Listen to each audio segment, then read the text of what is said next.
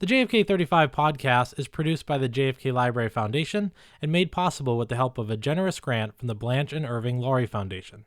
It is unfortunate that campaigns cost some money, but I must say that I think ours is in a reasonable expenditure, which is easily ascertainable. You can tell exactly what we've spent it on, and we're going to report it. More than 60 years ago, questions and concerns over the high costs of campaigning for president were already taking center stage, as President Kennedy would run one of the more expensive races at the time. Today, however, those 1960 costs are dwarfed by the amount of money flowing into today's presidential races. We'll talk with former Senator Russell Feingold, a chief architect of bipartisan campaign finance reform, about how we got here and how we could still untangle the mess of financing political campaigns. Next on our special election 2024 edition of JFK 35. And so, my fellow Americans, ask not what your country can do for you, ask what you can do for your country.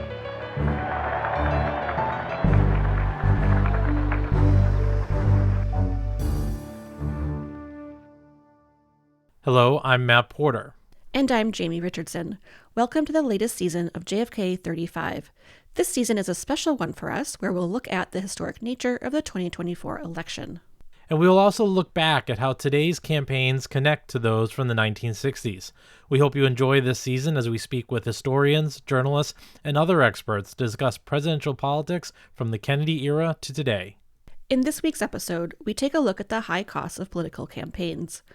According to the website Open Secrets, which tracks campaign spending at the state and federal levels, candidates running for president in 2024 have raised more than $1 billion so far, most of that money coming from the Harris and Trump campaigns.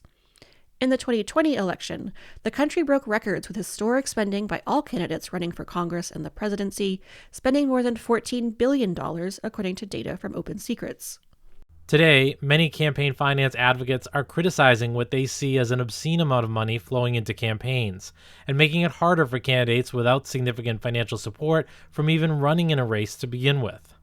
Advocates say the amount it costs to run a campaign in 2024 helps pick winners and losers before a single vote is even counted. This isn't a new problem either. In a 1960 Face the Nation interview, then-Senator John F. Kennedy faced criticism for the amount of money his campaign was already dropping to run in the recently formed state primary system. Senator, I had heard the estimate that a primary campaign in any state cost about $250,000. I believe you agreed with that figure at one point. Well, it depends on the size of the state. I would say in a state like Wisconsin that it would probably run $135,000 to $40,000. That's my judgment about what the campaign would probably run in toto, including every conceivable expense that you might have. It might run that high. Now, if you hire a half hour or 15 minutes of statewide TV, it costs you approximately $5,000. If you hire a spot, cost you 10 seconds or so, might cost you $200. I must say, gentlemen, TV is not very inexpensive. Newspaper advertising is not inexpensive. Billboards, nor is mailing inexpensive. If you have a million homes in the state and you try to cover it by mail, of course, that costs money. I think you should realize, however, that the Brookings Institute states that President Eisenhower's campaign in 1952, when costs were lower, was $2,500,000. Taft, it said, exceeded that. And Governor Stevenson's in 1956, according to Brookings, cost more than $1,500,000. It is unfortunate that campaigns cost some money, but I must say that I think ours is in a reasonable expenditure, which is easily ascertainable. You can tell exactly what we've spent it on, and we're going to report it. Official numbers from the Congressional Quarterly's estimate on spending in all primaries and general elections for 1960 came in at about $28 million. However, most people regard that number as low and estimate the number could have been as high as $175 million. Adjusted for inflation, the entire 1960 election would have cost up to $1 billion today at the highest estimate. That's still only 1/14 of what the record-breaking 2020 congressional and presidential elections cost last year. Despite both parties claiming to abhor the current system, in particular the role of soft money or unregulated unlimited donations flowing in from private hands, there's been limited action from Congress to fix the system. Here's another conversation between Senators Ted Kennedy and Al Simpson in 1989 about the corrupting influence of soft money, recorded on their regular radio segment, Face Off. This is Ted Kennedy. So-called soft money is creating a scandal in the nation's campaign financing laws. In a moment, Senator Al Simpson and I will face off. Al, in the wake of the Watergate scandal of the 1970s, Congress enacted what it thought were tough campaign finance laws to clean up presidential elections and clamp down on fat cats and special interest money. Private contributions were prohibited, and public financing was provided for presidential candidates once they won their party's nomination. The problem, Al, is what is called soft money, the private funds that political parties are still permitted to accept in unlimited amounts as long as the money is used only in state or local elections. The soft money distinction has turned out to be a sham. In 1988, both parties raised millions of dollars in soft money and spent it in thinly disguised ways to support their party's presidential candidate. One Watergate's enough, Al. Let's close this loophole before it corrupts the entire system. You're not soft on soft money, are you, Al? Ted, we're all soft. In the head.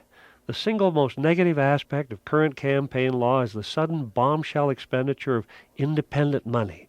Such activity usually comes in the form of heavy and targeted media advertising, and it is nearly always nasty, damaging, hurtful, cruel, and misleading. It distorts the electoral process.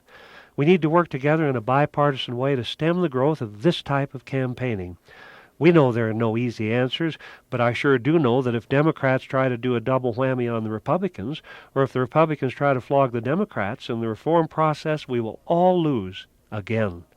Getting individuals to participate in the process is mighty important. But by individual, I don't mean only that guy with a ton of personal bucks to dump into one political race.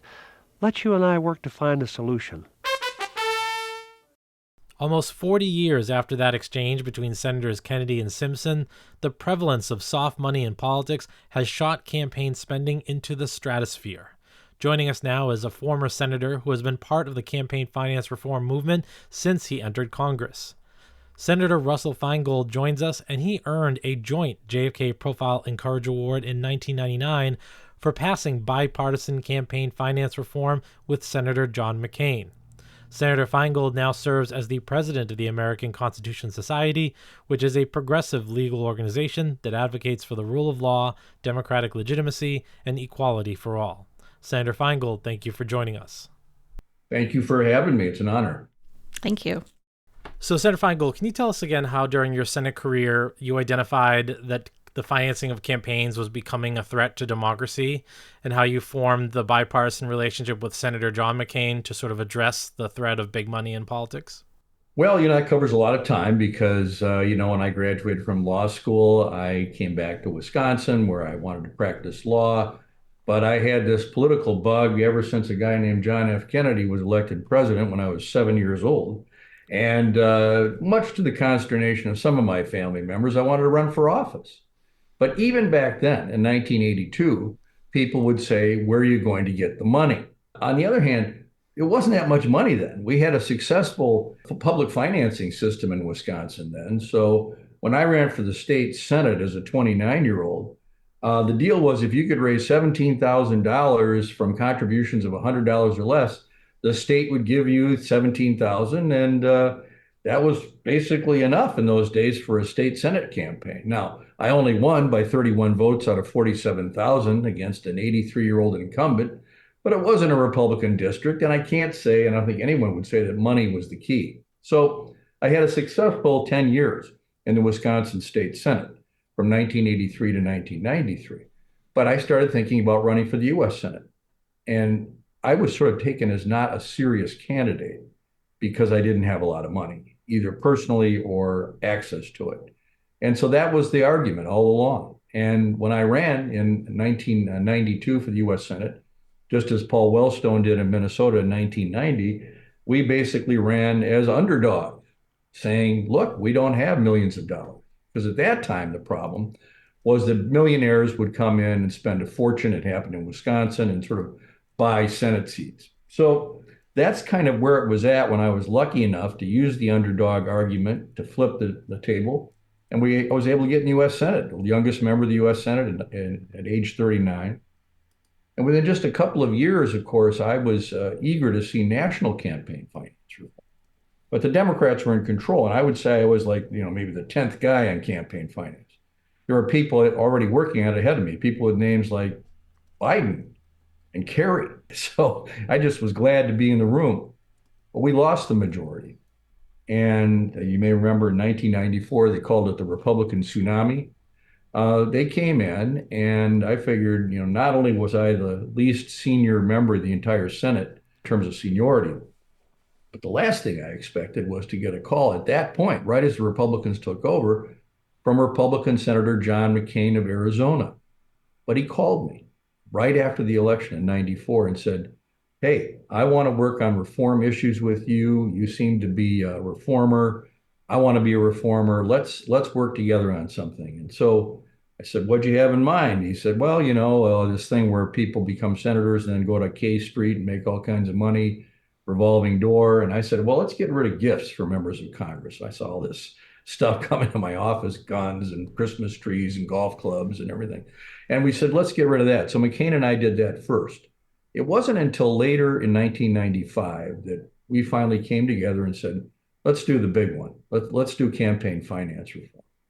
And the reason was that we had gone not just from big, expensive campaigns to the advent of something called soft money, unlimited dark money contributions that were taking the scandal of campaign finance to a whole new level. So that is condensed 20 years into a couple of minutes. I hope it wasn't too long. No, that was great. And it leads into my next question, which is during that period, you guys were looking at the types of financing, particularly this soft money, this unregulated money that didn't go into a candidate's account directly, but spent by outside groups.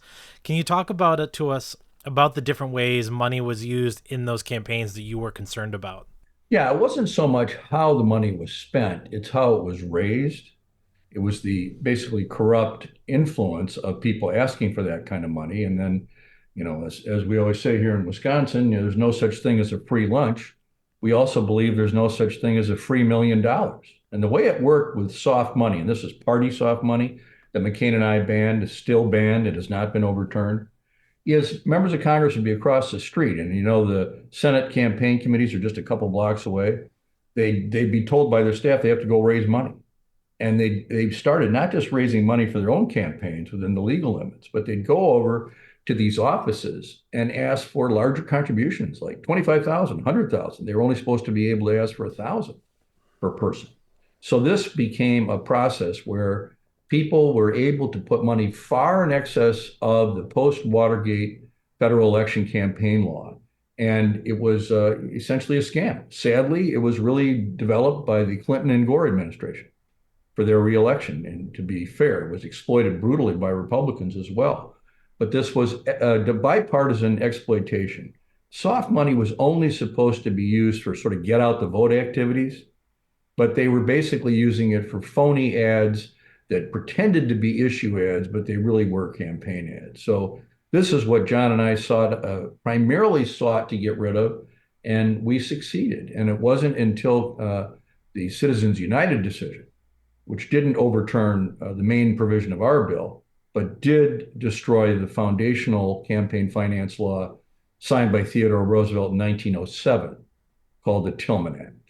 And kind of getting to the partisanship or bipartisan legislation you passed with Senator McCain, can you tell us a bit more about the other parts of what was in the legislation and how effective it was in the early years? And we'll get to Citizens United next, of course. Well, it was really an exciting process. It took 7 or 8 years. John and I would hold a news conference at the end of every year when we'd get beat. Of course, we needed 60 votes to get this through. But at first we only had 3 people. It was just me and him and Senator Fred Thompson, the late senator from Tennessee, the actor, who said that when things were going well, we called it McCain Feingold, just McCain Feingold, but when things weren't going well, we called it McCain Feingold Thompson. That was one of the jokes.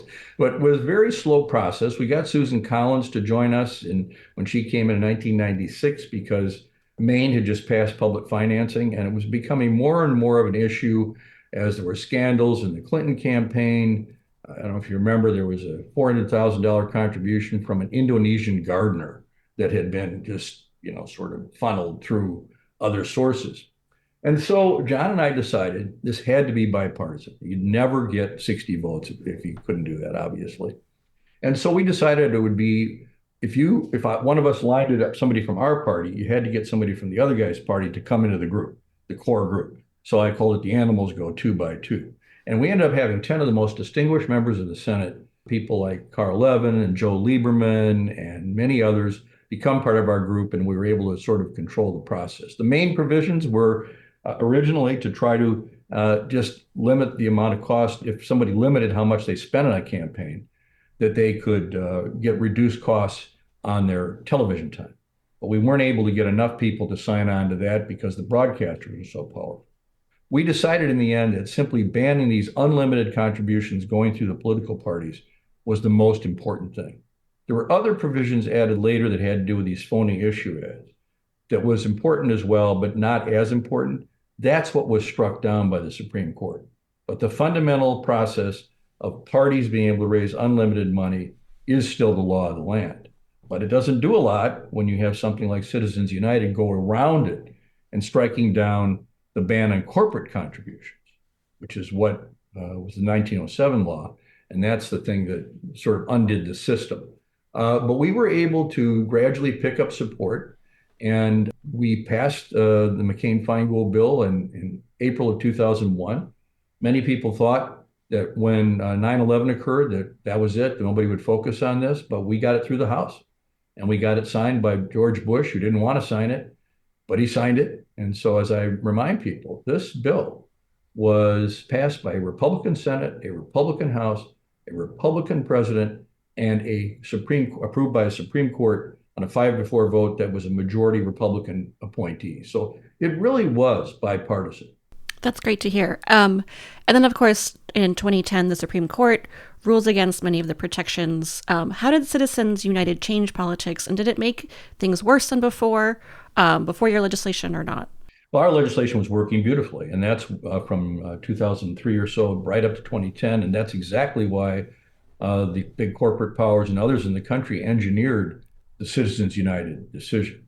The Citizens United decision went back, as I said, essentially to the 19th century.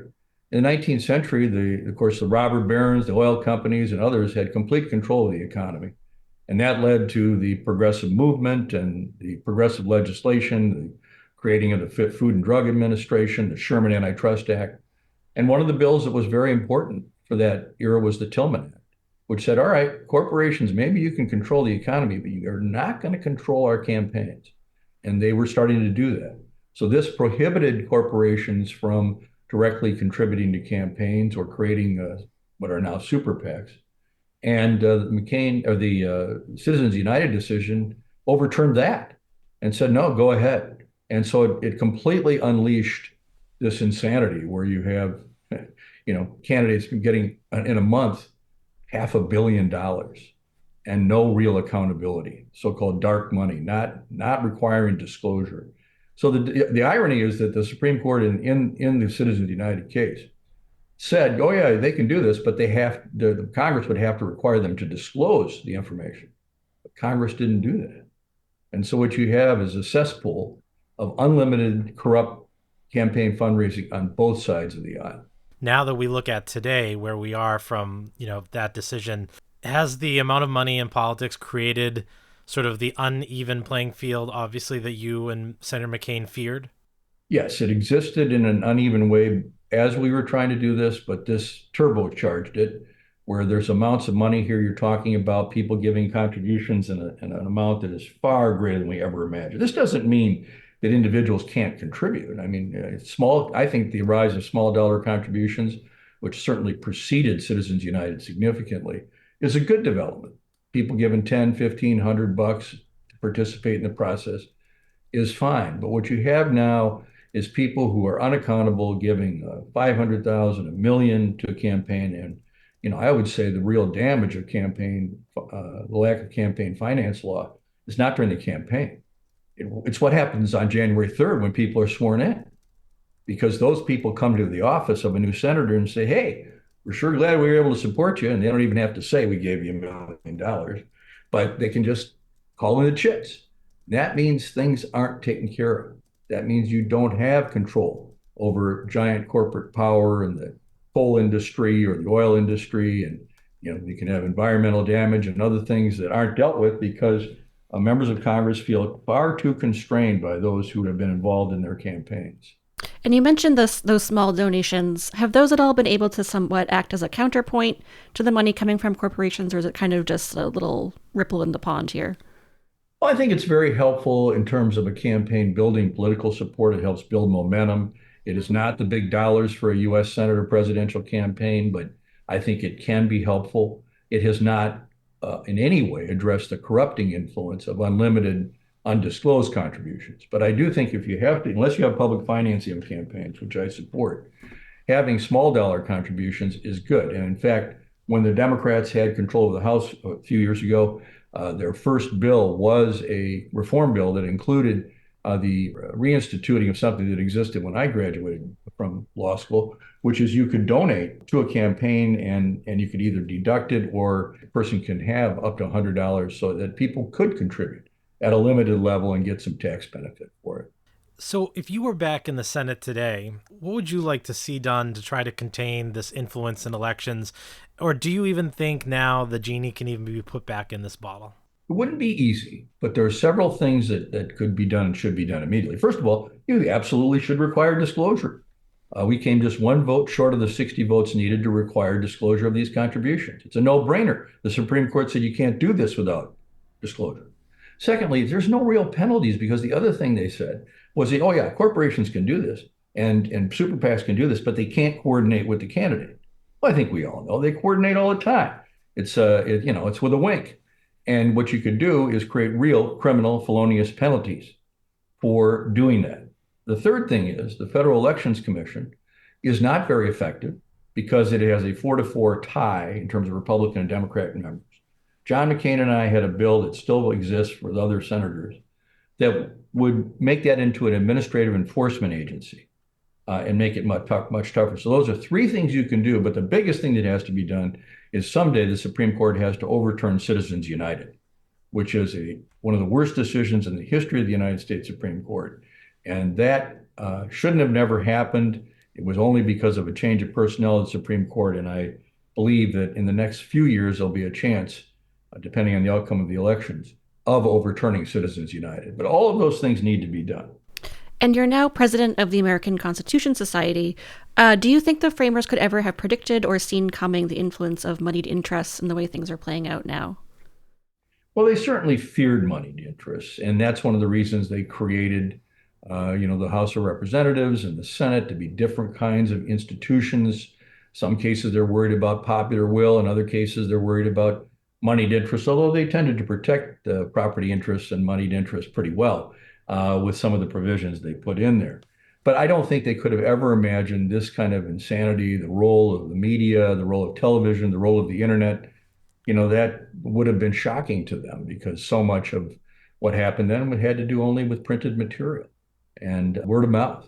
So I would say this is something they could not have easily contemplated. I'm pretty sure they wouldn't have thought corporations were people that had unlimited rights because the corporations are merely creatures of the state. You could simply not allow corporations. So I think they would have found that odd and illogical. I think they'd be horrified by the way elections are conducted.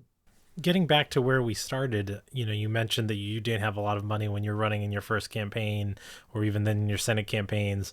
Maybe the answer is obvious, but I'd love to hear it from you. What is the problem of having a world, or a country in this case, where only the wealthiest candidates or those backed by wealthy supporters can succeed in running for office? Well, it completely twists the understanding of members of the Congress, especially in the Senate, of what reality is on the ground. And it's not just unfair to people that don't have a lot, but we see a lot of this anger in the country right now, a lot of misunderstanding. A lot of it has to do with the fact that a lot of people feel like that they're not really part of that process, that it's a game for millionaires and very privileged people. That's been a problem of the U.S. Senate throughout its history, but it was starting to change. Then when John McCain and I were able to pass this bill, we really were beginning to see a change. But now, you have these candidates who say, oh, I'll be the candidate. I've got $100 million. I inherited all this money. Those are not the people who understand what it is that needs to be fixed in this country. They are not the people who understand what goes on Main Street. So, I was the least wealthy member of the U.S. Senate. I was proud of it. I didn't miss any meals. I had 3 square meals a day, but I was by far the least wealthy. And people saw in that I did not do this for the money and that I was present and went to every one of Wisconsin's 72 counties every year for 18 years and did a town meeting and a listening session. And that's not something you typically see. And I think people need to see more of that and less of multimillionaires buying Senate seats. For this next question, I'm going to go actually back in a little bit of my own personal time. Before I worked at the JFK Library Foundation, I was a reporter out in Illinois. And at that time, Governor Rauner was elected for the Republican Party. He was a billionaire, self-funded part of his campaign.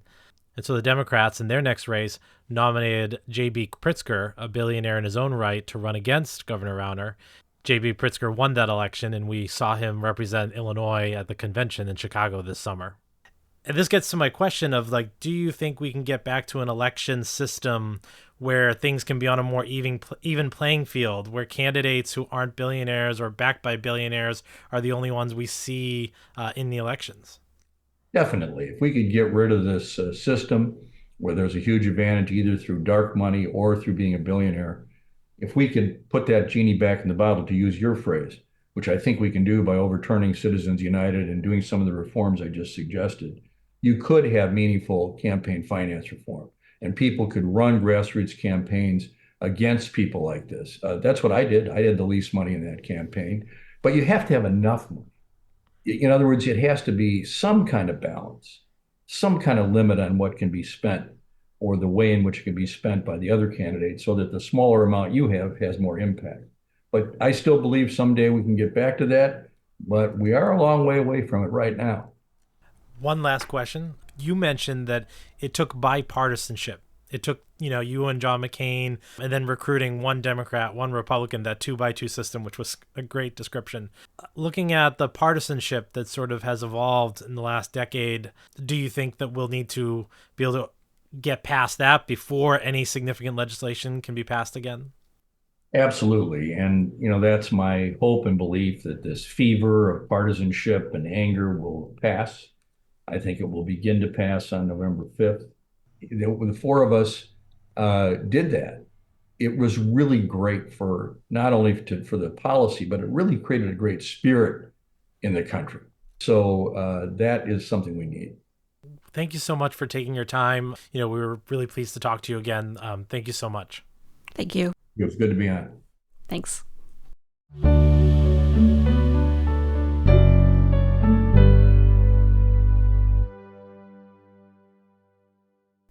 Thank you for listening to today's episode in our special season looking at the historic nature of the 2024 election. We will have a new episode each Thursday until Election Day.